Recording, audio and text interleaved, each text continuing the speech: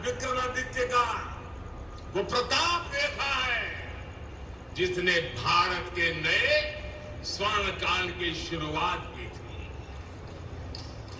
महाकाल की इस धरती से विक्रम संवत के रूप में भारतीय काल गणना का एक नया अध्याय शुरू हुआ था। उज्जैन के क्षण क्षण में, पल पल में इतिहास सिमटा हुआ है। कण कण में आध्यात्म समाया हुआ है और कोने कोने में ईश्वरीय ऊर्जा संचारित हो रही है। यहां काल चक्र का 84 कल्पों का प्रतिनिधित्व करते 84 शिवलिंग है। यहां 4 महावीर है, 6 विनायक है, 8 भैरव है, 8 मातृकाएं हैं, 9 ग्रह है, 10 विष्णु है, 11 रुद्र है, 12 आदित्य है, 24 देवियां है और 88 तीर्थ है। और इन सबके केंद्र में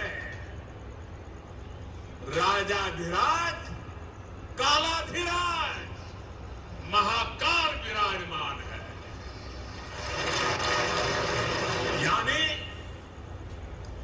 एक तरह से हमारे पूरे ब्रह्मांड की ऊर्जा को हमारे ऋषियों ने प्रतीक स्वरूप में उज्जैन में स्थापित किया हुआ है। इसलिए उज्जैन ने हजारों वर्षों तक भारत की संपन्नता और समृद्धि का, ज्ञान और गरिमा का, सभ्यता और साहित्य का नेतृत्व किया है। इस नागरी का वास्तु कैसा था, वैभव कैसा था, शिल्प कैसा था, सौंदर्य कैसा था, इसके दर्शन हमें महाकवि कालिदास के मेघदूतम में होते हैं। बाण भट्ट जैसे कवियों के काव्यों में यहाँ की संस्कृति और परंपराओं का चित्रण हमें आज भी मिलता है।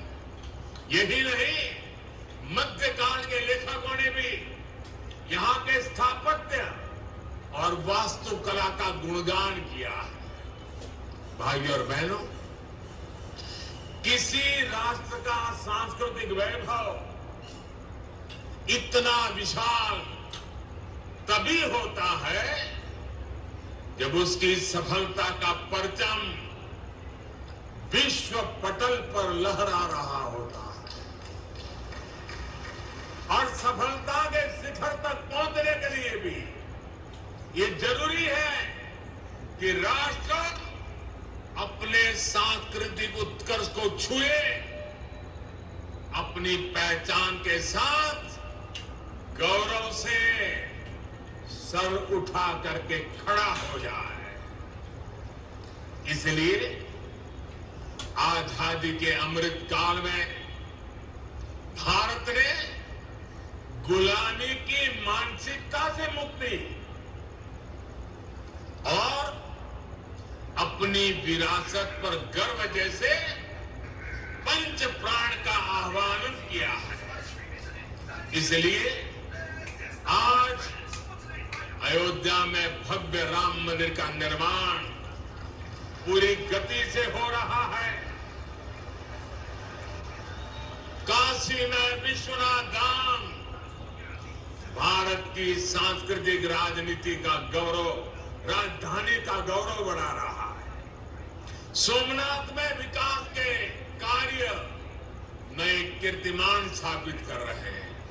उत्तराखंड में बाबा केदार के आशीर्वाद से केदारनाथ, बद्रीनाथ तीर्थ क्षेत्र में विकास के नए अध्याय लिखे जा रहे हैं। आजादी के बाद पहली बार 4 धाम प्रोजेक्ट के जरिए हमारे चारों धाम ऑल वेदर रोड से जुड़ने जा रहे हैं।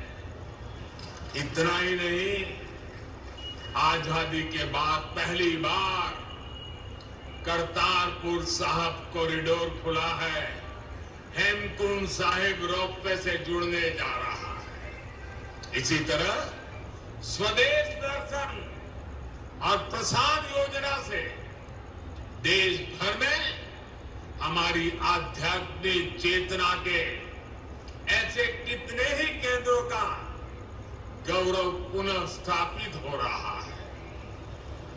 और अब इसी कड़ी में ये भव्य, अति भव्य महाकाल लोक भी अतीत के गौरव के साथ भविष्य के स्वागत के लिए तैयार हो चुका है।